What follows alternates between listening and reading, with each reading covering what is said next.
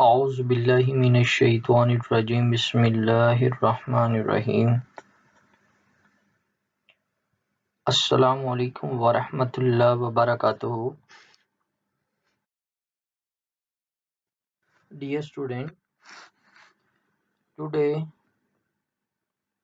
is our second lecture on powder X-ray diffraction.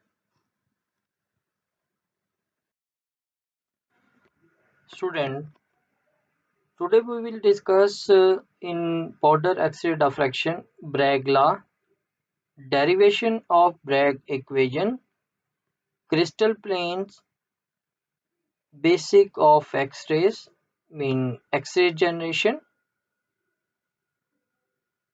white radiation, characteristic radiation,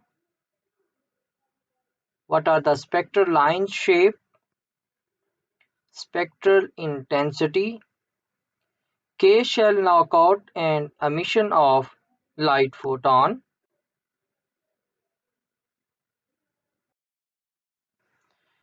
And now, what is Bragg law?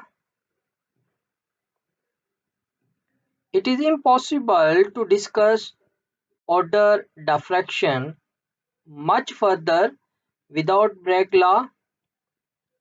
While its derivation will be considered in more detail later, we need at least a basic understanding even at this stage. Although Low is credited with the discovery of diffraction, it fell to W. H. Bragg to devise an equation which predicted when diffraction could actually take place. This equation became known as Bragg law and must be one of the most well-known equations in science. Mean n lambda is equal to 2d sine theta, where lambda is the wavelength of the radiation used, d is the interplanar spacing involved, and theta is the angle between the incident or diffracted ray and the relevant crystal planes. N is an integer referred to as the order of diffraction and is often unity. These ideas are far from obvious for a newcomer to diffraction. An idea of its application may be gleaned from the following diagram depicting schematically X-ray diffraction from part of a single crystal.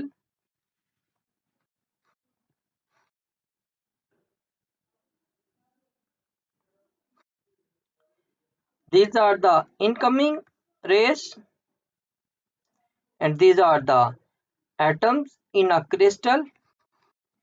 This is the theta. This is the interplanar spacing d, and this is the theta of diffracted rays.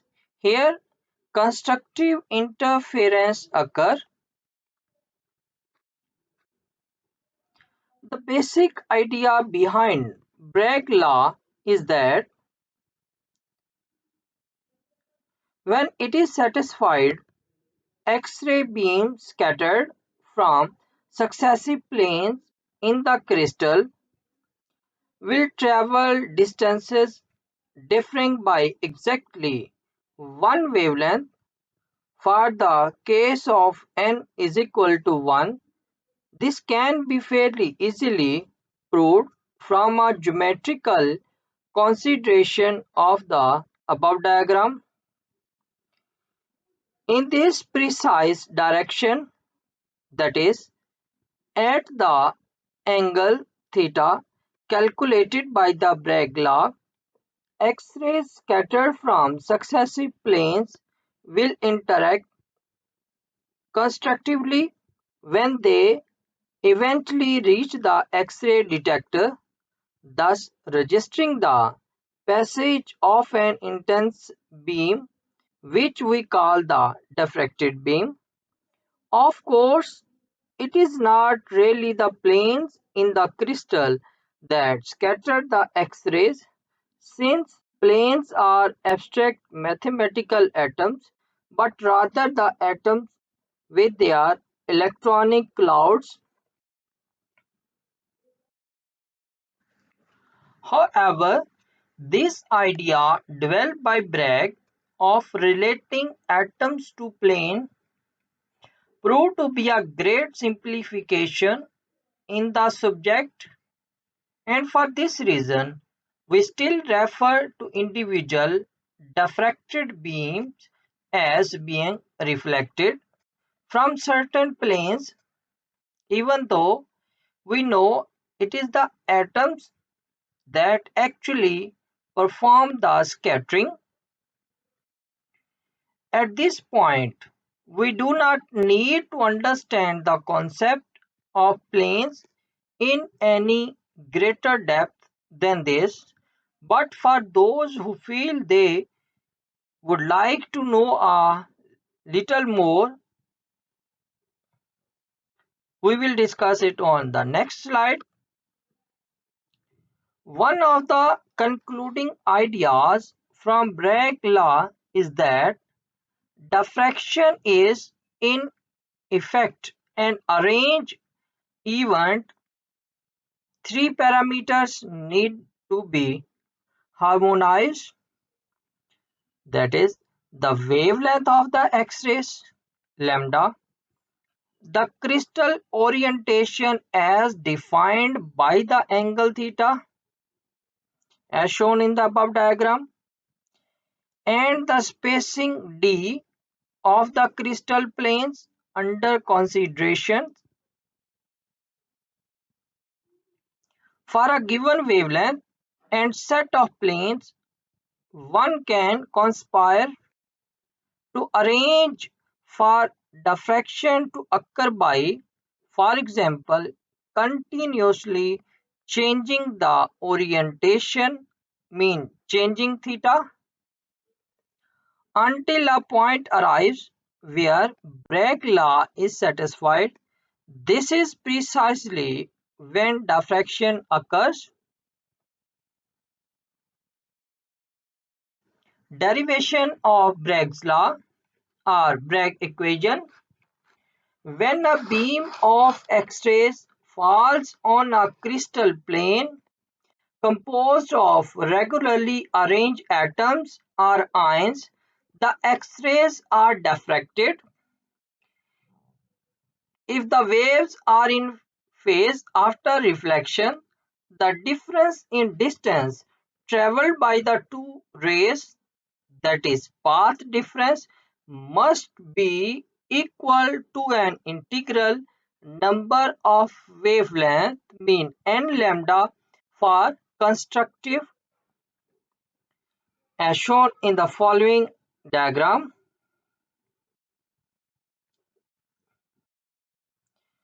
Here these are the rows of atoms in a crystal. ये आपके पास X-rays आ रही हैं, ये यहाँ पे fall हुई, ये यहाँ पे एटम है, ये इसके ऊपर फॉल होगी तो ये यहाँ से इसके साथ टकरा के डिफ्रैक्ट हो जाएगी। जस्ट लाइक दैट ये दूसरी रे आई और ये इस एटम के साथ टकराई और यहाँ से ये डिफ्रैक्ट हो जाएगी। ये आपके पास एक जो है वो ट्रायंगल बन जाएगा। इसी से हम ब्रैग इक्वेशन जो है वो ड्राइव करेंगे।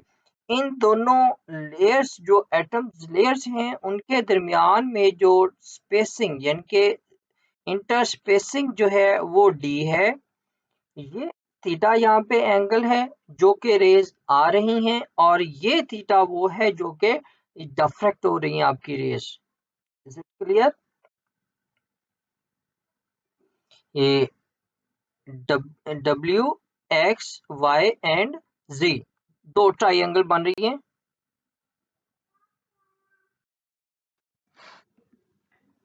Thus path difference is equal to n lambda, which is equal to Wy plus Wz,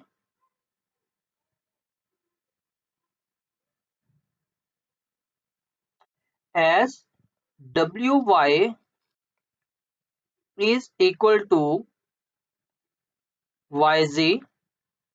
Thus n lambda is equal to 2 Wy.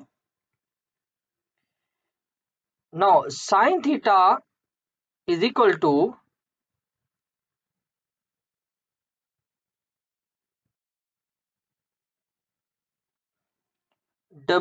Wy divided by d, and Wy is equal to d sin theta, and Wy is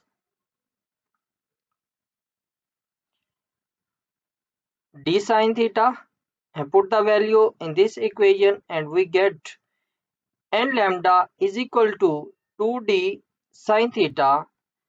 Now this equation is called or known as Bragg equation, where n is equal to 1, 2, 3 mean the fraction order, lambda wavelength of X-rays incident on crystal, d distance between atomic planes, theta angle at which interference occurs. Now a little more on crystal planes. Crystal plane is an important concept used in powder diffraction and crystallography in general.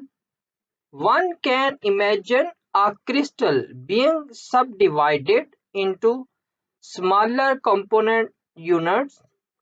Crystallographers use, depending on context, two alternative subdivisions.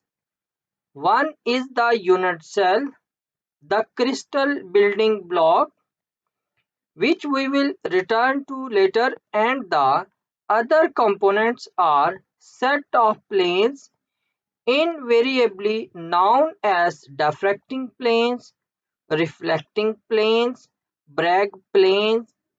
Crystal planes are HKL planes. A set of such planes consists of parallel, evenly spaced planes which are extended to exactly fill the entire crystal. Each plane is an equal distance d, the interplanar spacing from its neighboring plane. There are, however, an infinity number of such type of planes that can be devised, and between them all they cover every region of space, and indeed every atom within the crystal. This is one of the properties that makes their concept useful.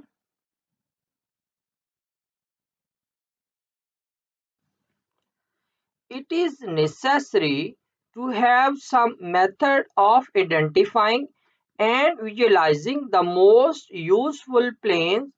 Crystallographers use an identification system referred to as Miller or HKL indices, a sort of zip code for the planes. Miller indices are simply a set of three numbers HKL, which can take on any combination of three integer values between plus infinity and negative infinity. For example, 1, 1, 1 or minus 501 and 7 -2 -2. Each combination of HKl describes a unique set of planes filling the crystal, and so HKl is often presented as a subscript to a property. For example, DHKl, here DHKl represented as subscript, which therefore means the d-spacing between the planes defined by HKl. The Miller indices HKl also provide a useful means for visualizing the planes. The convention is that if you have three axes x, y, z with 3 unit spacing A, B, C on each, then one of these HKL planes can be visualized as the plane which intersect the XYZ axis at distances of A over H, B over H, K, C over L respectively. The next such plane parallel to this would pass through the region.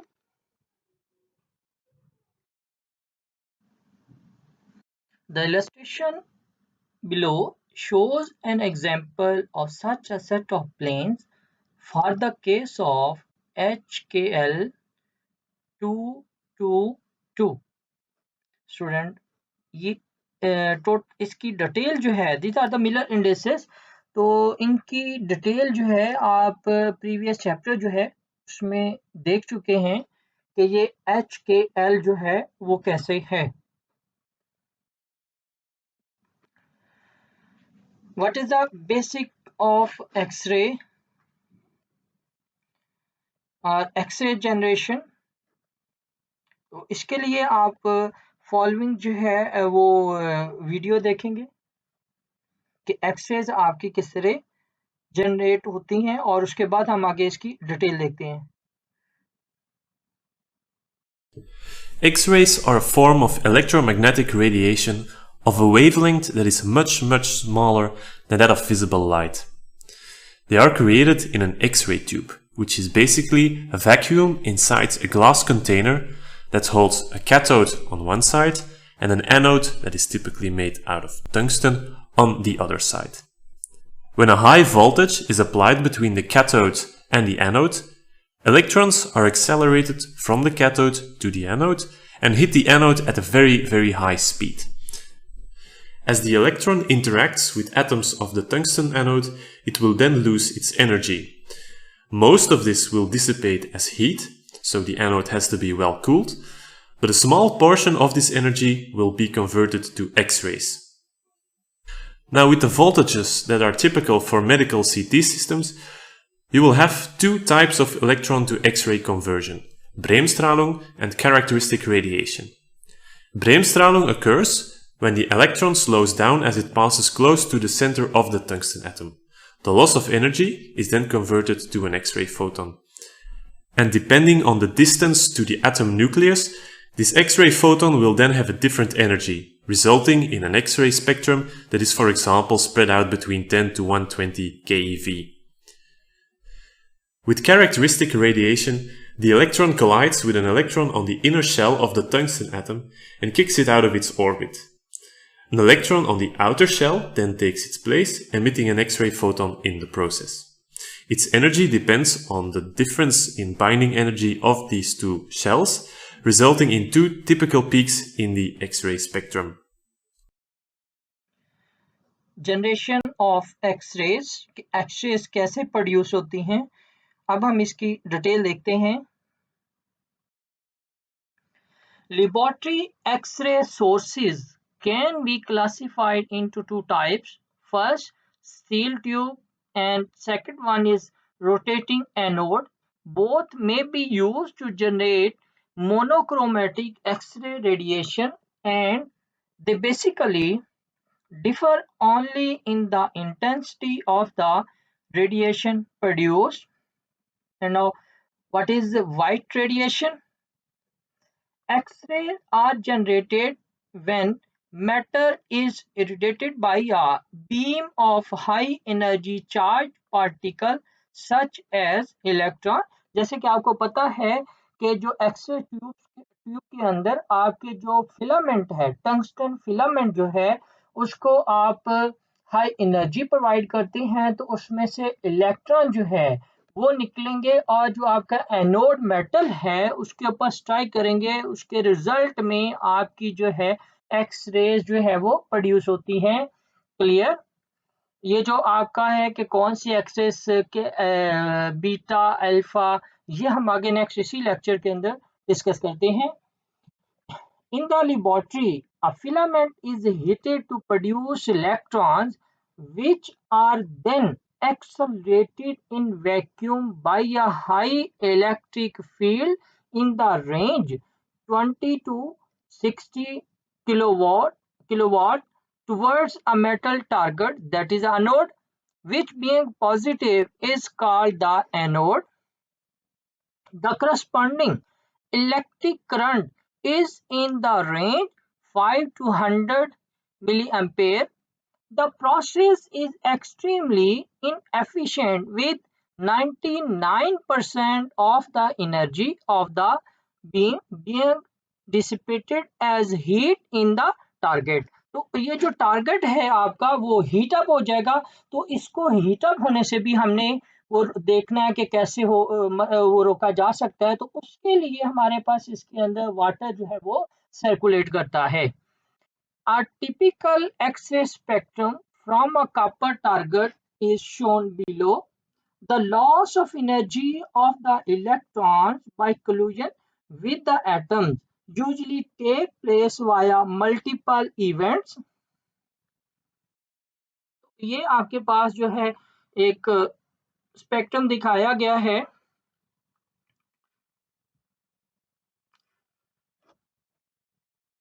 ये आपकी intensity होती है और इस side पे आपका wavelength है और ये आपके पास के एल बीटा और ये के अल्फा है। ये एनर्जी है। ये नेक्स्ट जो आपका लेक्चर होगा 3 उसके अंदर मैं डिस्कस करूंगा कि ये एनर्जी आपकी क्या है और इसको कैसे हम कैलकुलेट करते हैं।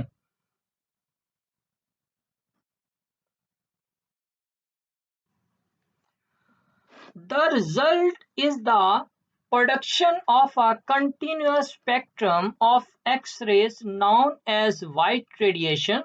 The maximum energy loss, mean E maximum, determine the shortest wavelength that can be obtained according to the following equation.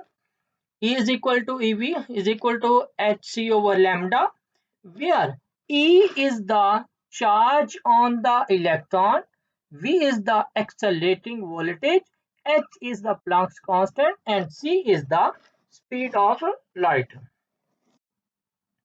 A more practical form of this equation is given by lambda is equal to 12.398 over volt, where V is in kilovolts and lambda is in angstrom.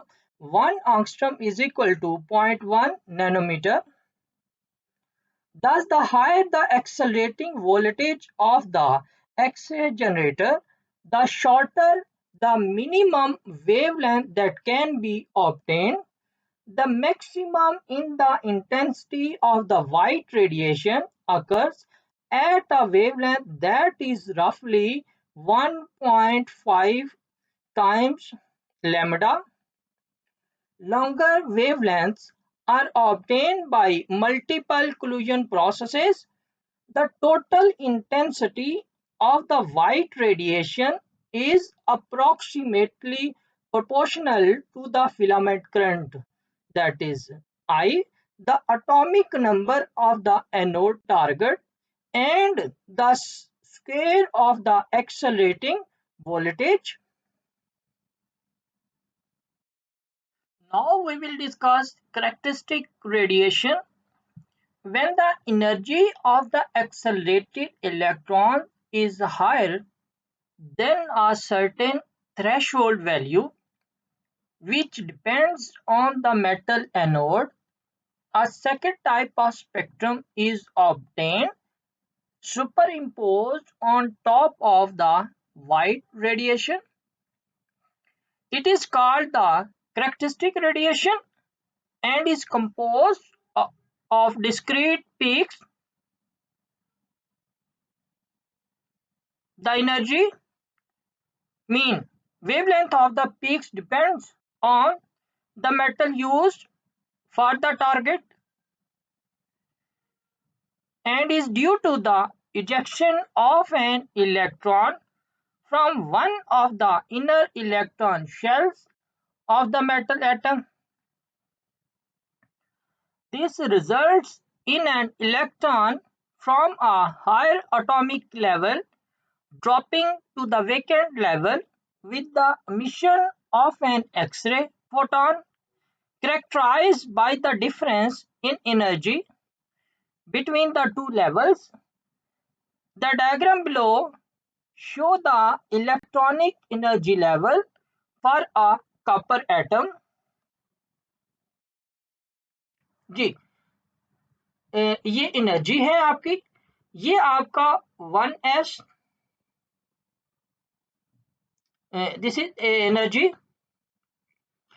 ये आपका 1s k के अंदर, ये आपके L के अंदर 2s 2p, ये M है 3s 3p और ये आपका M और ये N, ये M का 3d और ये N का 4d 4s। सॉरी, जब आपकी एनर्जी फॉल होती है तो अगर यहाँ से K के अंदर से एक आपका इलेक्ट्रॉन निकला तो उसको फिल करने के लिए ये जो है यहाँ से जंप करके यहाँ पे आएगा, तो इसके रिजल्ट में आपके पास अल्फा रेडिएशन एमिट होंगी और अगर वो M से यहाँ पे आएगा तो उसके रिजल्ट में आपके पास बीटा रेडिएशन जो है वो इवॉल्व होंगी।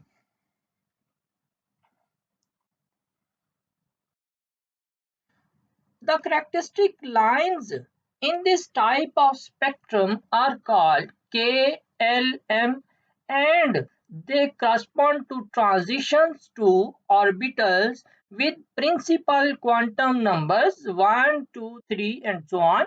When the two orbitals involved in the transition are adjacent, mean transition from 2 to 1, the line is called alpha. When the two orbitals are separated by another shell, mean transition from 3 to 1, the line is called beta. जैसे कि हमने पीछे diagram में देखा कि अगर आपकी transition एक L से K के अंदर आ रही है तो वहां पे आपका क्या है अल्फा, और अगर M से K के अंदर ट्रांजिशन आपकी है तो वहां पे हमने क्या कहा था कि ये K बीटा रेडिएशन जो है। Since the transition for beta is bigger than for alpha, mean energy beta की जो है वो अल्फा से हाई है, then lambda आपका बीटा का स्मॉलर है देन अल्फा से। This is demonstrated by the values of the k alpha and k beta wavelength in the table below for two common anode materials। जी, तो ये आपका anode copper और molybdenum है, ये आपका के अल्फा और ये के बीटा। कॉपर के केस में आपका जो के अल्फा है वो हायर है और के बीटा भी हायर है, जबकि इस केस में ये आपकी वैल्यू जो है वो कम है। In the copper X-ray spectrum only two characteristic lines are seen at lower energy resolution and a bar is often used above the alpha to indicate that it is a weighted mean value. This effect is difficult to achieve in the HTML language and so the bar has been omitted. HTML means hypertext markup language. However, at higher resolution, the K alpha line is readily seen to be a doublet which is labeled as K alpha 1 and K alpha 2, where delta E alpha 1 higher than delta E alpha 2. The splitting of the 2p orbitals in the copper means the splitting of the energy levels L2 and L3 is very small, which is 0.020 kilo electron volt, and so the two wavelengths K alpha 1 and K alpha 2 are very similar, mean K alpha 1 is equal to 1.54056 angstrom and K alpha 2 1.54439 angstrom. You may wonder why so few transitions are shown in the figure. The allowed transitions are determined by a set of selection rules that state that an outer S or D electron cannot fill the hole left by the ejected 1s electron, but that p electron can.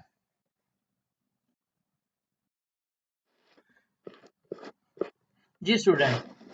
Then spectral line shape. The above picture is actually a simplified version of reality, since a high resolution analysis of the spectral lines of, say, copper K alpha shows that both the alpha 1 and alpha 2 peaks are distinctly asymmetric. An explanation of the origin of this asymmetry is important in understanding the so-called fundamental parameter approach to the profile fitting of Porter diffraction data peaks. The de-excitation process, in which an outer 2p electron fills the inner 1s electron shell, is fast but not fast enough to stop double ionization events. In particular, the ejection of the initial 1s electron can be followed by the loss of one of the 2s or 2p electrons from the energy levels L1, L2 or L3. The effect of the increased ionization on the atom is to change slightly the energy gap between the K and L levels, resulting in slightly different wavelength for the emitted X-ray photon. The resulting peak asymmetry in the spectral distribution of the K alpha lines of copper is shown in red in the diagram below.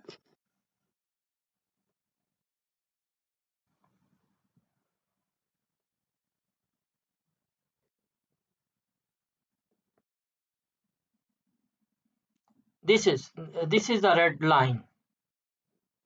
This is for K alpha 1 and this for K alpha 2. The dotted colored line represent individual spectral contribution to the total.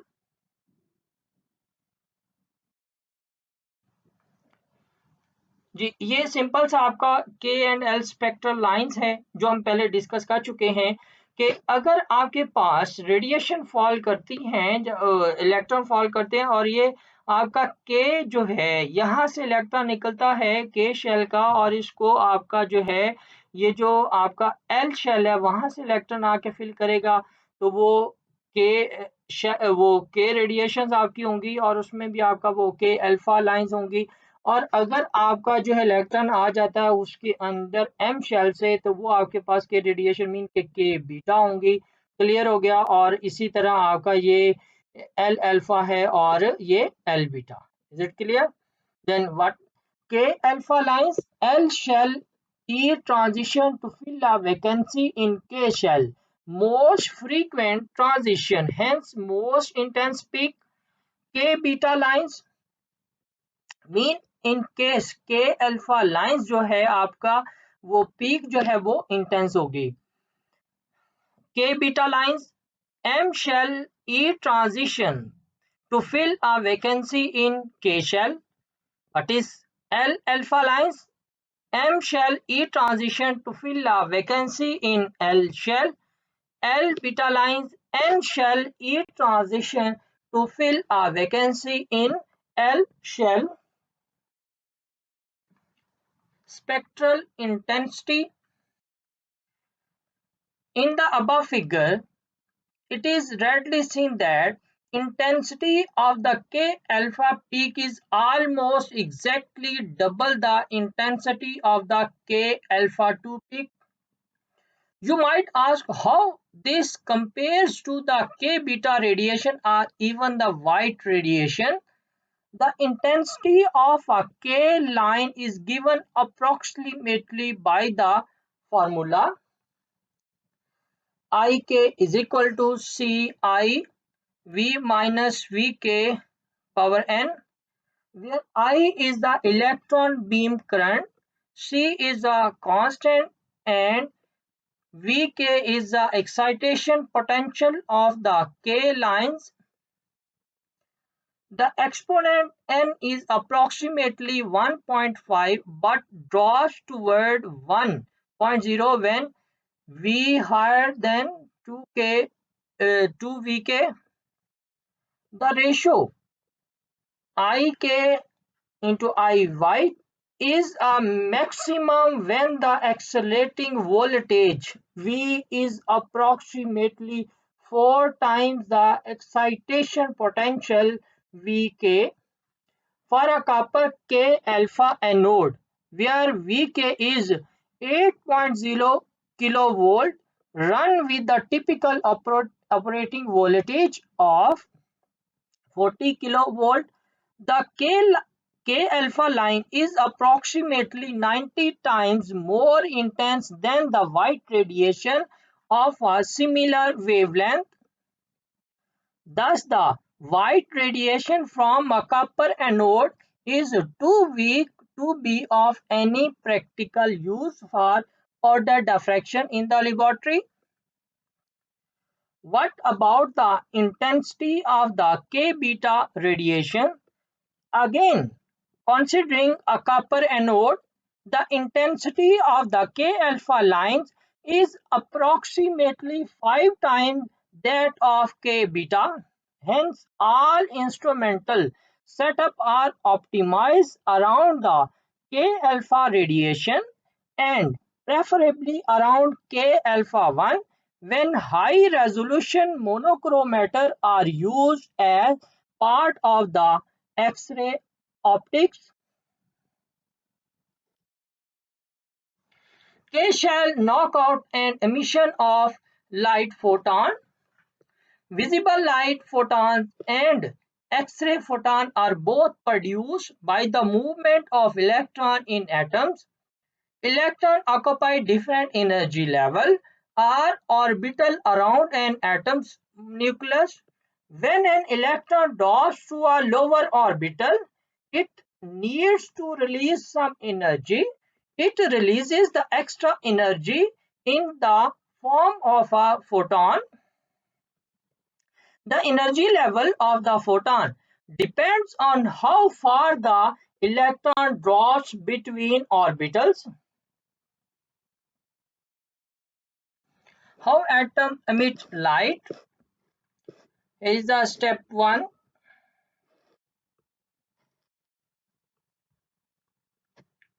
Step 1.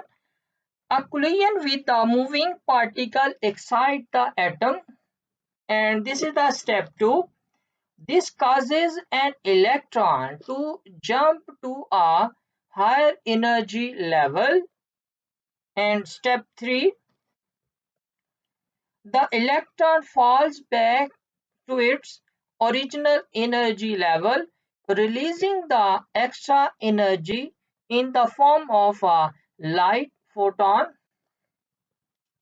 This is light photon.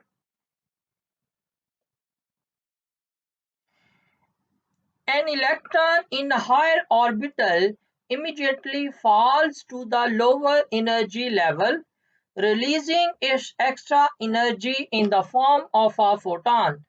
It's a big drop, so the photon has a higher energy level. It is an X-ray photon. The free electron collides with the tungsten atom, knocking an electron out of a lower orbital. A higher orbital electron fills the empty position, releasing its excess energy as a photon. ये clear diagram कि ये आपका जो आई यहाँ से ये जो electron निकला ये इसको फिल करेगा तो ये आपका जो है वो एक फोटॉन की फॉर्म में रिलीज हो रहा है। फर्दर इसको ये देखें के अल्फा 1 के अल्फा 2 एंड के बीटा 1 क्या है। जैसे हमने पहले डिस्कस किया है कि आपका के के अंदर से अगर एक इलेक्ट्रॉन आपका इजेक्ट होता है निकलता है और उसको फिल करने के लिए अगर आपके पास एल के अंदर से एक इलेक्ट्रॉन आएगा तो इसको फिल करेगा तो उसके रिजल्ट में आपके पास के अल्फा रेडिएशन जो है वो इमिट होंगे। और इसी तरह अगर आपका उसमें आ जाता है एल से अगर एम से आ जाता है तो उसके रिजल्ट में आपके पास बीटा रेडिएशन जो है वो इमिट होती हैं। जी स्टूडेंट, एनी क्वेश्चन, कोई भी क्वेश्चन आपका हो तो आप मुझे जो है वो कांटेक्ट कर सकते हैं मेरे ईमेल आईडी के ऊपर। कोई भी आपका इस लेक्चर से रेलेवेंट क्वेश्चन है तो। जी student, thank you so much. Allah Hafiz.